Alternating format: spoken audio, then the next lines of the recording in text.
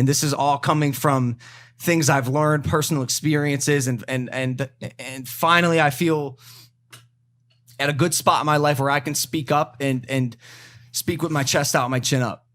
America is racist. Listen carefully to what I said. America is racist. I did not say Americans, although there is definitely an embarrassingly large amount of Americans with the archaic belief that superiority is based on skin color. However, I'm talking about America as a nation. We are all incredibly unaware of how deeply intertwined the ugly roots of racism have embedded themselves in the foundation of this country. Every influencer, every celebrity you follow, you've seen them use the term systemic or systematic racism in their posts, but I'm going to explain to you exactly what that means. 13th Amendment, 1864, slavery is abolished. Problem solved, right? Not quite. There is a criminality clause conveniently nestled in that amendment that says, neither slavery nor involuntary servitude, except as a punishment for crime whereof the party shall have been duly convicted, shall exist within the United States, or any place subject to their jurisdiction. So you're free, unless you're a criminal. Best way to keep blacks as slaves legally is criminalize them. Keep them in prison, take their freedom. It's a term that's been coined mass incarceration, and it's evident in the statistics. America itself is responsible for 21% of the world's entire prison population, of which 1/3 are African Americans. Additionally, 1 in 3 black men have the chance of going to jail in their life, and that number is 1 in 17 for white men. Blacks are incarcerated at more than 5 times the rate of whites. This is me citing the NAACP. That is not good enough for America, though. So what's another way to ensure inequality legally? Segregation. Jim Crow laws, which enforced racial segregation through the mid-1960s.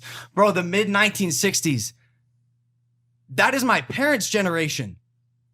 That is how close we still are to all of this fuckery. And not to mention the prominent yet not so blaring nuanced nature of elected officials to keep the marginalized oppressed, from Nixon to Reagan to Clinton to Bush. Whether you are aware of it or not, it's evident in the media, propaganda, our education system, literally everything. The historical narrative of the black man, or virtually any non-white group, but profoundly African Americans, has not been one of equality or fairness.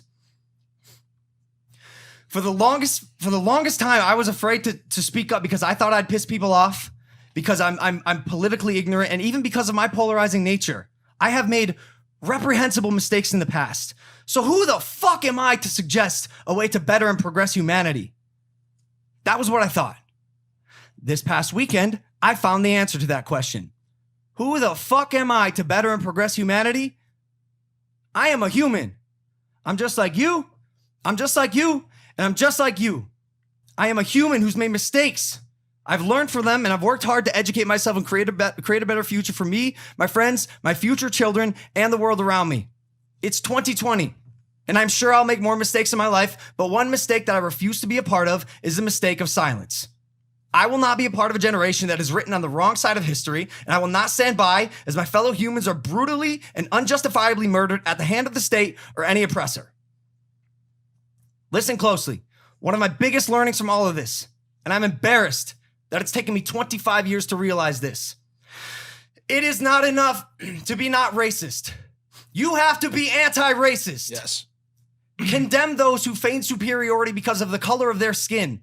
Friends, hold friends accountable. Hold your family accountable. Hold yourself accountable. And most importantly, we must hold our authorities accountable. Police officers, politicians, policymakers. As Killer Mike said, bully the politicians at the voting booth.